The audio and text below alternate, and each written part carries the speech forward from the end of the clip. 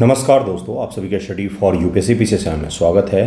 आज तारीख है 25 जून 2025 ईस्वी और आज का न्यूज़पेपर आर्टिकल डिस्कशन का ये वीडियो होगा। 25 जून 2025 है आज। 25 जून को क्या हुआ था? 1975 ईस्वी में इमरजेंसी लगाया गया था इंदिरा गांधी के सरकार के द्वारा।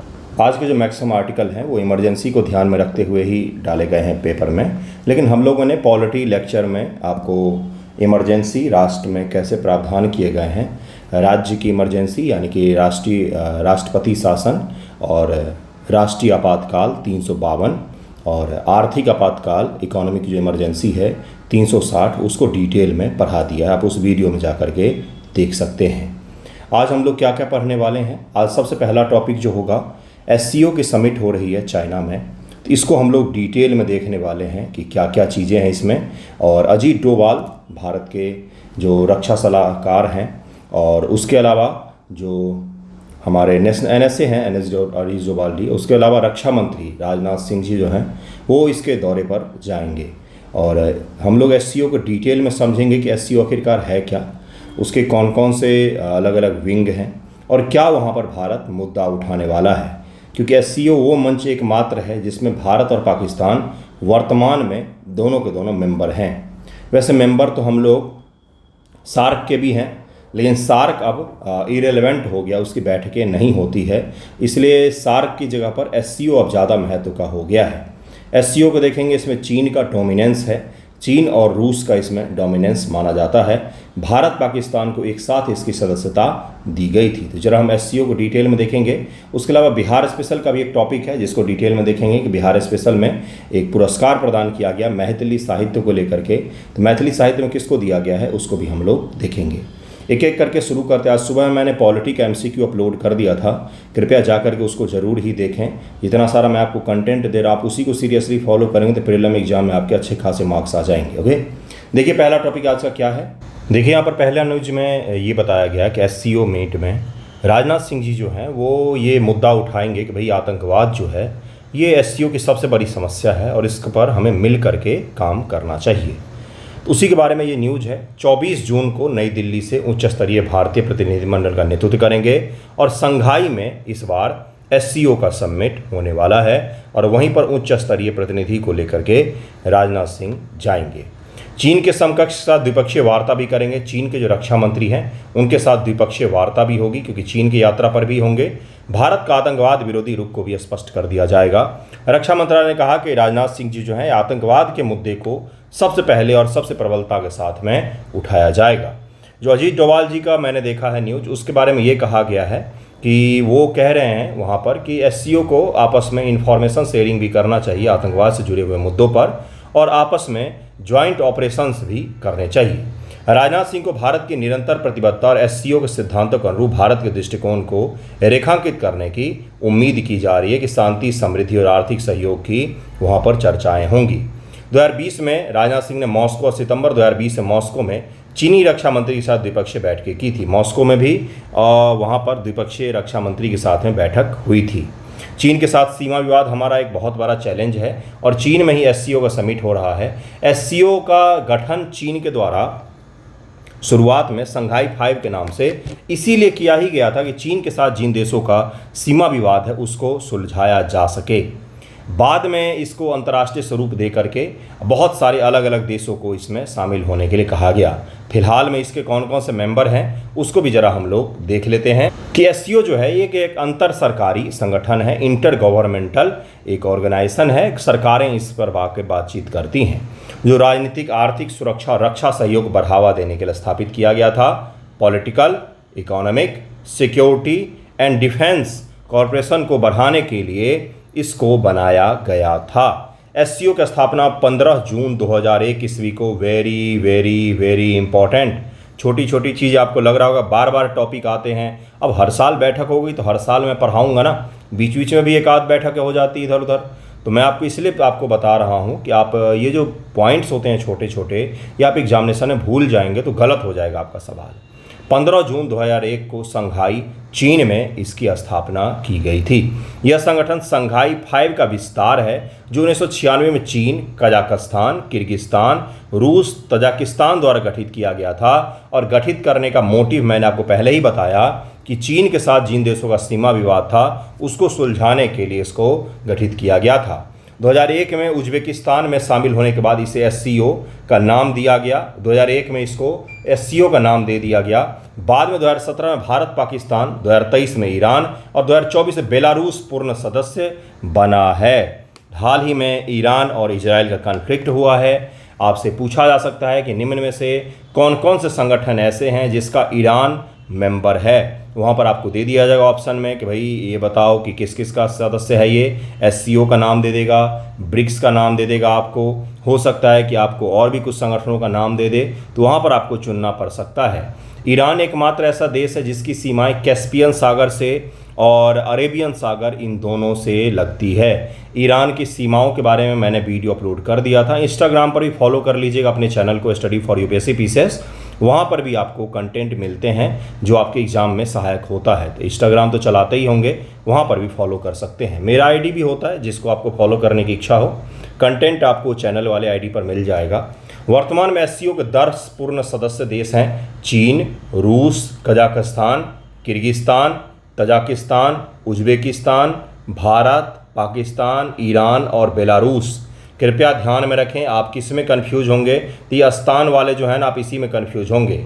भारत, पाकिस्तान, ईरान, चीन, रूस, ये तो आपको 5 याद रहेगा ही रहेगा। अब रूस आ गया तो रूस के बगल में बेलारूस भी चले जाइए, तो बेलारूस को भी शामिल कर लिया। उसके बाद कजाक है, किर्गिज है, तजाकिस्तान और उज्बेकिस्तान है इसमें, इसको ज़रूर ध्यान रखिएगा। ये जो है 4 देश, इन्हीं में आप कन्फ्यूज हो सकते हैं, इसको अलग से ध्यान में रखिएगा। इसके अलावा कुछ पर्यवेक्षक देश भी हैं, ऑब्जर्वर देश भी हैं जो इसमें शामिल हो सकते हैं भविष्य में। फिलहाल इस संगठन के बैठकों में भाग लेते हैं वो, लेकिन उनको सदस्यता नहीं मिली है। और इसी क्षेत्र के देश हैं। कौन कौन से वो देश हैं भाई?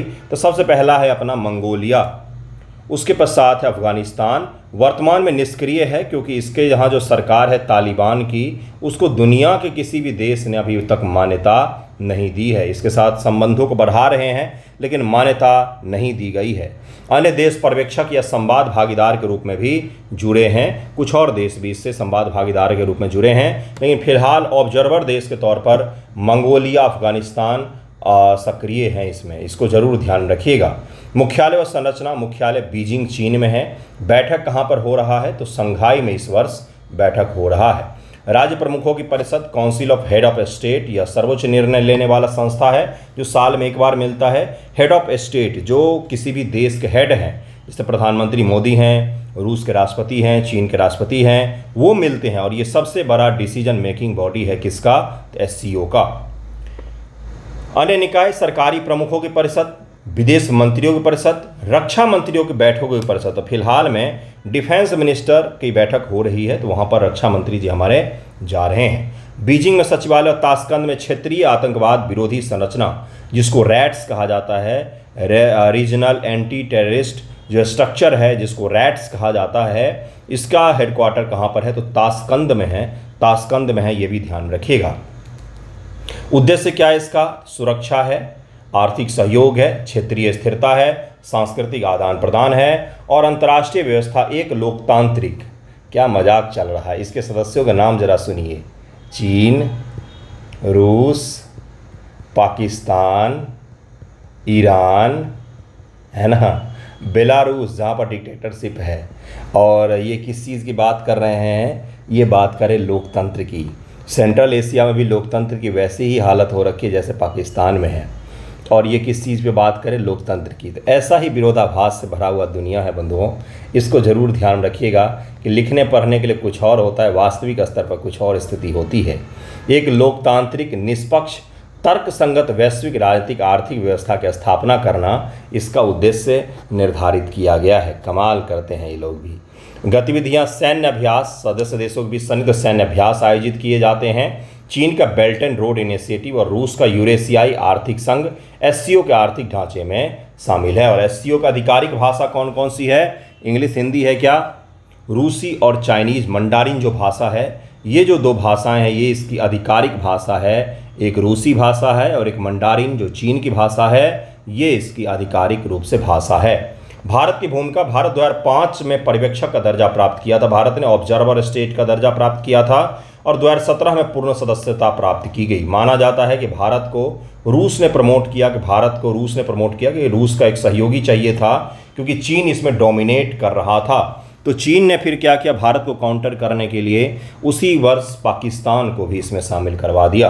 भारत ने आतंकवाद विरोधी कनेक्टिविटी और आर्थिक सहयोग में सक्रिय भूमिका निभाई है। 2023 से भारत ने एससीओ की अध्यक्षता संभाली और वाराणसी को एससीओ पर्यटन और सांस्कृतिक राजधानी नामित किया गया था। भारत ने सीमा पार आतंकवाद और चीनी प्रभाव जैसे बीआरआई को लेकर के चिंताएं भी व्यक्त की है और भारत ने यह भी कहा है कि एससीओ अगर आतंकवाद के विरुद्ध काम करना चाहता है तो एससीओ का ही एक दूसरा मेंबर पाकिस्तान, जो भारत में आतंकवाद को स्पॉन्सर करता है, पैसे करता है, फंडिंग मुहैया करवाता है, उस पर भी तो कुछ एक्शन लेना ही चाहिए। एससीओ का महत्व क्या है? एससीओ विश्व के 42% आबादी, 65% यूरेशियाई को कवर करता है। जीडीपी इसके सदस्य देशों का संयुक्त नाम मात्र जीडीपी 23% और क्रय शक्ति क्षमता पीपी के आधार पर, परचेजिंग पावर पैरिटी के आधार पर 36% है, जो हाई परचेजिंग पावर पैरिटी को दिखाता है, इसके महत्व को रेखांकित करता है। एक बहुत ही बड़ा आबादी समूह, दुनिया की 42% से ज़्यादा आबादी और यूरेशियाई क्षेत्र का अगर हम जोड़ेंगे तो 65% ज़्यादा आबादी इस संगठन में शामिल है। तो सोचिए जरा कितना इंपॉर्टेंस का होगा ये। एससीओ एक महत्वपूर्ण मंच है जो यूरेशिया में सहयोग और स्थिरता को बढ़ावा देने का प्रयास कर रहा है, लेकिन इसके कई सारे आंतरिक और बाह्य चुनौतियां भी हैं। आंतरिक चुनौती जैसे इसके अपने ही मेंबर जो हैं लड़ते झगड़ते रहते हैं, जैसे चीन भारत का, जैसे भारत और पाकिस्तान का, जैसे रूस और चीन के बीच में भी सीमा विवाद मौजूद है। ओके, नेक्स्ट टॉपिक है कि climate finance, India takes lead in cornering developed nation. इसमें ये कहा गया है कि भारत ने डेवलप्ड नेशन को पीछे छोड़ते हुए अपनी बातों को मनवा लिया है क्लाइमेट फाइनेंस में। क्लाइमेट फाइनेंस क्या होता है इसको ज़रा हम लोग समझेंगे, कब से शुरू किया गया इसको भी समझेंगे, इस न्यूज़ में क्या कहा गया है इसको भी समझेंगे और COP29 को भी डिटेल में हम लोग समझेंगे क्योंकि COP29 की इसमें खूब चर्चा की गई है। भारत ने जलवायु वित्त में विकसित देशों को घेरने में नेतृत्व लिया है। भारत ने बाकू अजरबैजान में COP29 सम्मेलन में विकसित देशों पर दबाव डाला कि वे जलवायु वित्त के लिए अपने वादों को पूरा करें। भारत ने हमेशा ही बोला है कि विकसित जो देश हैं आज के, जो एक समय में औपनिवेशिक देश रहे, उन्होंने जलवायु को इतना ज़्यादा नुकसान पहुंचा दिया कि आज पृथ्वी बहुत तेज़ी से गर्म हो रही है। और जो डेवलप्ड नेशन हैं, हम तो पिछले 70 सालों से मात्र डेवलप करने का प्रयास कर रहे हैं। आज तो हमारी इकॉनमी डेवलपिंग ही है, हमारी आबादी में अभी बहुत बड़ा हिस्सा पुअर आबादी है या मिडिल क्लास की आबादी है। हमारे इंफ्रास्ट्रक्चर अभी डेवलप नहीं हुए हैं, हमारे उद्योग धंधे अभी डेवलप नहीं हुए हैं। और अब जब हम उद्योग धंधे डेवलप करने की बात करते तो फिर आप रोने लग जाते हो कि पर्यावरण को नुकसान मत पहुंचाइए, कोयला मत जलाओ, तेल का मत यूज करो, आप नवीकरणीय ऊर्जा का उपयोग करें। कहाँ से करें हम, हमारे पास उतना पैसा नहीं है। इसलिए डेवलप्ड नेशन की ये जिम्मेदारी बनती है कि उन्होंने जो पर्यावरण को औपनिवेशिक दौर के दौरान, औद्योगिक क्रांति के दौरान कोयला जला करके सबसे ज़्यादा नुकसान पहुंचाया, उसकी भरपाई आज करे। या तो डेवलपिंग नेशन को फंडिंग करे या तकनीक प्रोवाइड करे या दोनों काम करे। यानी कि आप हमें अगर बोल रहे हो कि एसी मत चलाओ, तो जो सबसे अच्छा वाला एसी का टेक्नोलॉजी है वो हमें प्रदान करें, क्योंकि एसी तो नीड हो गया है आज का, हमें तो चलाना ही है, अपनी आबादी के लिए हमें रेल चलाना ही है। आप बोल रहे हो कि डीजल पर मत चलाओ, तो ठीक है भाई, हाइड्रोजन इंजन का हमें तकनीक दे दो और फंडिंग दे दो कि हम उससे रिसर्च करके बना सकें। तो इसी को क्या कहा जाता है, इसी कहा जाता है क्लाइमेट फंडिंग, जिसको लेकर विकासशील और विकसित देशों के बीच में विवाद है। आज भी दुनिया में जितने ज़्यादा विकसित देश पर्यावरण को नुकसान पहुंचाते हैं, उतना विकासशील देश नहीं पहुंचाते हैं। इसका क्या प्रमाण है, तो कार्बन फुटप्रिंट इसका प्रमाण है कि प्रति व्यक्ति के हिसाब से कितना ज़्यादा कार्बन की खपत होती है। इसमें कतर, अमेरिका और यूरोप के देश जो हैं वो पहले स्थान पर आते हैं, क्योंकि प्रति व्यक्ति के हिसाब से कार्बन का बहुत ज़्यादा वो लोग उपयोग करते हैं और पर्यावरण को नुकसान पहुंचाते हैं। वहीं पर भारत जैसे 140 करोड़ आबादी वाला देश जो है, उसका कार्बन फुटप्रिंट बहुत ही ज़्यादा कम है, क्योंकि अपने यहाँ के लाइफ स्टाइल वैसी नहीं है। आप जो डेवलप्ड देश हैं उनके लाइफ स्टाइल ऐसा है जिसमें पर्यावरण को बहुत ज़्यादा नुकसान पहुँचता है। महत्वपूर्ण जीत 24 जून 2025 को नई दिल्ली में भारत ने जलवायु वार्ता में एक छोटी लेकिन महत्वपूर्ण जीत हासिल की, जिसमें विकसित देशों को वित्तीय संसाधन जुटाने के लिए मजबूर किया गया है। विकसित देशों का वादा, विकसित देशों ने 2035 तक हर साल USD 300 बिलियन जुटाने का वादा किया है। उन्होंने बोला कि ठीक है, हम 2035 तक 300 बिलियन USD हर वर्ष इकट्ठा करेंगे, जो पर्यावरण के कल्याण के लिए खर्च किया जाएगा। जो पहले USD 100 बिलियन प्रति वर्ष के लिए लक्ष्य था, उसको बढ़ा करके 300 बिलियन तक किया गया है। चूक और दबाव, विकसित देश अभी तक USD 1.3 ट्रिलियन के वार्षिक लक्ष्य से काफ़ी कम है, जिसके कारण भारत ने मंगलवार को बॉन, जर्मनी में औपचारिक वार्ता में जोर डाला कि भाई आप लोग 1.3 ट्रिलियन तक कब पहुंचेंगे। अभी तो आप 300 USD तक ही पहुंचे हैं। जितना आपने पर्यावरण को नुकसान पहुंचाया था, जिस तरह से आपने अपने देश को डेवलप बना लिया पर्यावरण को नुकसान करके, उसकी भरपाई आज आपको करनी ही पड़ेगी। पेरिस समझौते की बाध्यताएं भी हैं। पेरिस समझौते 2015 के तहत विकसित देशों को जलवायु वित्त जुटाने की जिम्मेदारी दी गई है कि आप क्लाइमेट के लिए फंडिंग, आपकी जिम्मेदारी हो गई इकट्ठा करना, क्योंकि आप डेवलप्ड देश हैं और आपने खुद को डेवलप उस समय किया है जब आपने पर्यावरण का अतिशय दोहन किया है। इसलिए आपकी जिम्मेदारी बनती है कि आप क्लाइमेट के लिए फंडिंग को इकट्ठा करें, खुद से भी फंडिंग करें और दूसरे से भी करवाएं। लक्ष्य व निपारण, भारत ने जोर दिया कि अनुच्छेद 9.1 के तहत, ये पेरिस समझौता है, विकसित देशों को जलवायु वित्त जुटान नेतृत्व करना चाहिए, न कि केवल हिस्सा लेना चाहिए। उन्होंने बोला कि आपको लीड करना पड़ेगा, न कि केवल अपना अपना हिस्सा दे दिया और अपना अपना हिस्सा ले लिया और निकल गए। ऐसा नहीं होना चाहिए। COP29 का परिणाम, बाकू में भारत ने USD 300 बिलियन की राशि की मांग की और कहा कि यह वादा पूरा नहीं हुआ तो परिणाम भुगतने होंगे, क्योंकि हम जो डेवलपिंग नेशन हैं, हमारे पास इतना रिसोर्स, हमारे पास इतना तकनीक नहीं है कि हम आसानी से पर्यावरण को रक्षित कर पाएँ। ठीक है, समझ में आ रहा होगा आपको, आई होप। मैं आपको क्लाइमेट फाइनेंस समझाऊंगा तो आपको डिटेल में समझ में आ जाएगा। उसके बाद से COP29 भी हम लोग समझेंगे। जलवायु वित्त उस वित्तीय सहायता को संदर्भित करता है, उस फाइनेंशियल हेल्प को संदर्भित करता है जो जलवायु परिवर्तन के प्रभाव से निपटने के लिए प्रदान किए जाते हैं। उत्सर्जन को कम करना, मिटिगेशन, जलवायु परिवर्तन के अनुकूल अडॉप्टेशन के लिए प्रदान की जाती है। विशेष रूप से विकासशील देशों को समर्थन देने के लिए महत्वपूर्ण होता है, क्योंकि विकासशील देशों के पास में इतना ज़्यादा संसाधन नहीं होता है कि वो आसानी से एडॉप्टेशन को अपना सकें, उत्सर्जन को कम कर सकें, नवीकरणीय ऊर्जा को बढ़ावा दे सकें। इतना विकासशील देशों के पास में संसाधन नहीं होता है।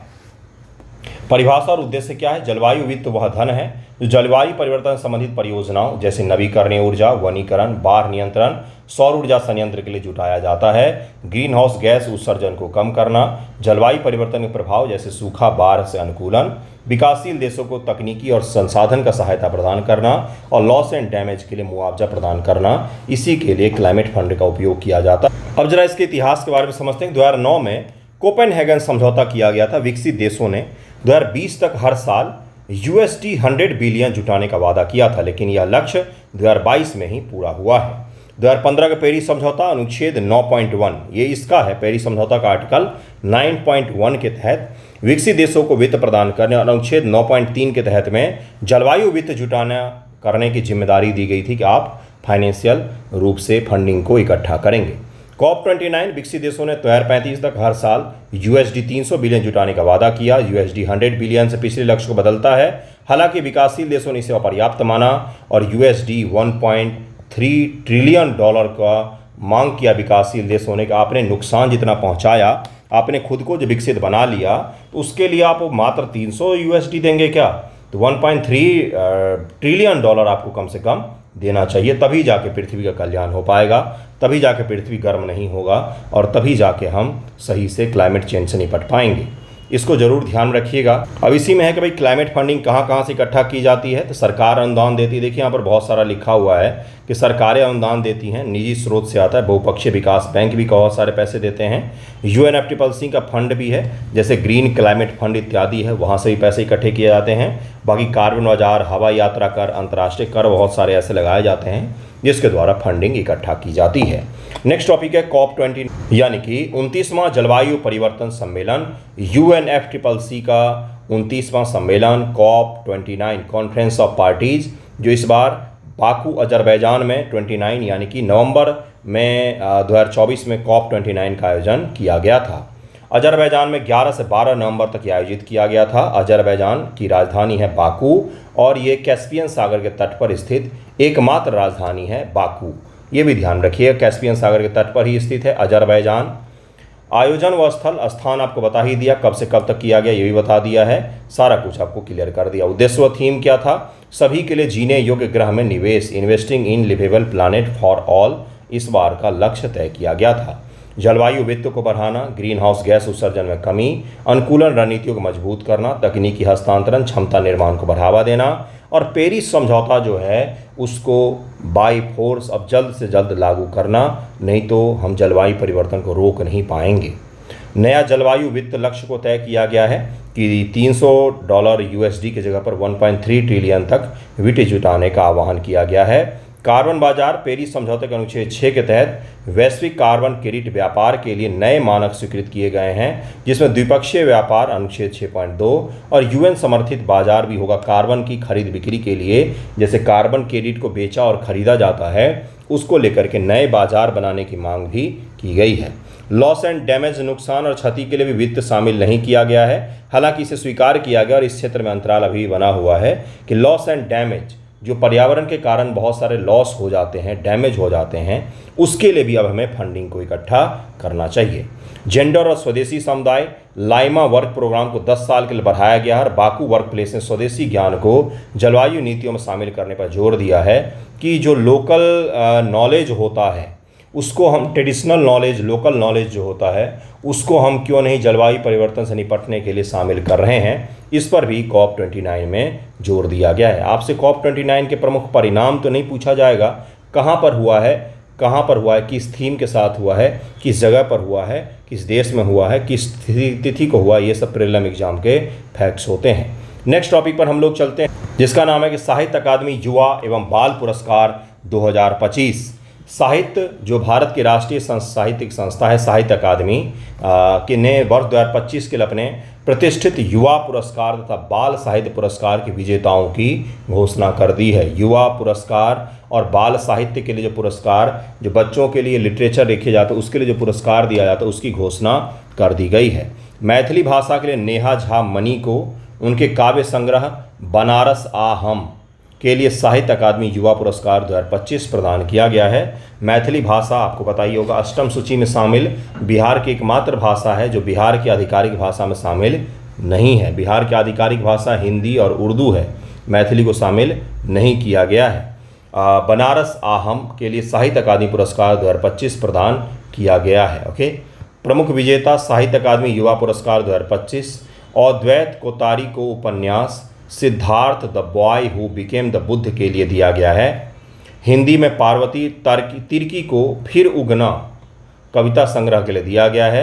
उर्दू में नेहा रुबाब को उपन्यास मजरूल हक के लिए प्रदान किया गया है। इनका उपन्यास का नाम भी ध्यान में रखिएगा, मजरूल हक के बारे में भी ध्यान में रखिएगा। मजरूल हक तारीख़ आज़ादी हिंद, हिंद का फरामोश करह दह कायद के लिए इनको प्रदान किया गया है। उर्दू की किताब है, उसी प्रकार का नाम होगा, इसलिए इसको अलग से ध्यान में रखिएगा। मजरूल हक से जुड़ा हुआ है। बाल साहित्य के लिए अंग्रेजी में नितिन कुलास्प को दिया गया है। नितिन कुशलपा नाम है, MP से हैं। दक्षिण south Indian myths and fables retold के लिए इनको दिया गया है। हिंदी में सुशील शुक्ल को दिया गया है एक बातें 12। मैथिली के लिए मुन्नी कामत को चुक्का बाल का कहानियों का संग्रह है। और उर्दू में गजनफर इकबाल को कौमी सितारे लेख संग्रह के लिए प्रदान किया गया है। बाल साहित्य पुरस्कार मैंने आपको बताया है और साहित्य अकादमी युवा पुरस्कार भी आपको बता दिया है।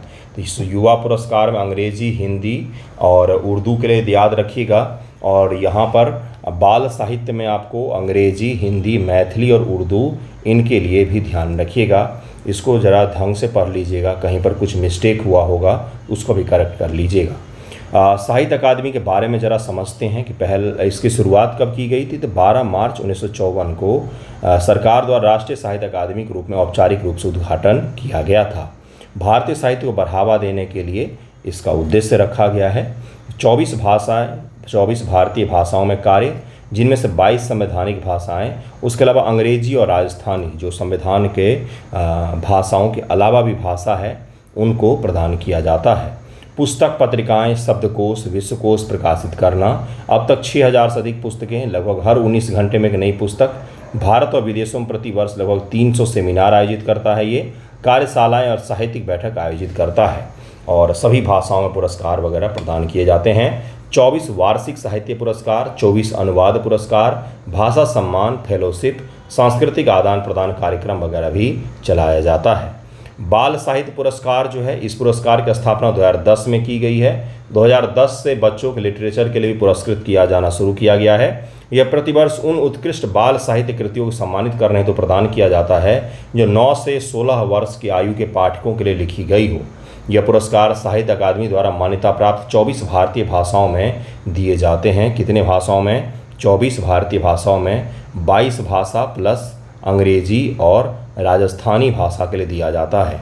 पुरस्कार के घटक 50,000 रुपये की राशि, उत्कृष्ट पट्टिका, प्लॉक और एक शॉल, प्रशस्ति पत्र, प्रशंसा पत्र आपको प्रदान किया जाता है। कृति मौलिक और रचनात्मक होनी चाहिए, जो पिछले 5 वर्षों के भीतर प्रकाशित हुई हो। आपकी अपनी होनी चाहिए, कोई कॉपी पेस्ट नहीं चलता है। किसी भाषा में पुरस्कार पर विचार कर रहे हैं तो कम से कम 3 पात्र पुस्तकें होनी चाहिए। 3 अगर मैथिली भाषा की पुस्तक होगी तो मैथिली भाषा में पुरस्कार दिया जा सकता है। पौराणिक कथाओं के रूपांतरण स्वीकार्य हैं। मरणोपरांत कृतियाँ पात्र हैं, लेकिन लेखक का निधन उस 5 वर्ष अवधि के भीतर ही हुआ हो तो आपको ये प्रदान किया जा सकता है। अनुवाद, संकलन, संक्षेप, शोध प्रबंधन, साहित्य अकादमी के बोर्ड सदस्यों, फेलो या भाषा सम्मान प्राप्तकर्ताओं की कृतियाँ अपात्र मानी जाती हैं। मतलब कि नए लेखकों को प्रोत्साहित करना है, न कि वही जो पुराने लोग इसमें शामिल हैं उनको प्रोत्साहित करना है। युवा पुरस्कार जो है, इसको 2011 में शुरू किया गया।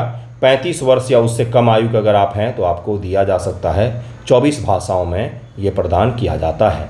तो युवा पुरस्कार और बाल साहित्य पुरस्कार साहित्य अकादमी का जो है, और जो साहित्य अकादमी प्रदान किया गया उसको भी ध्यान रखिएगा। बिहार के नेहा मणि झा को उनके काव्य संग्रह बनारस आहम के लिए दिया गया है। इसको ध्यान रखिएगा। आज का वीडियो यहीं पर एंड होता है। धन्यवाद आप सभी का।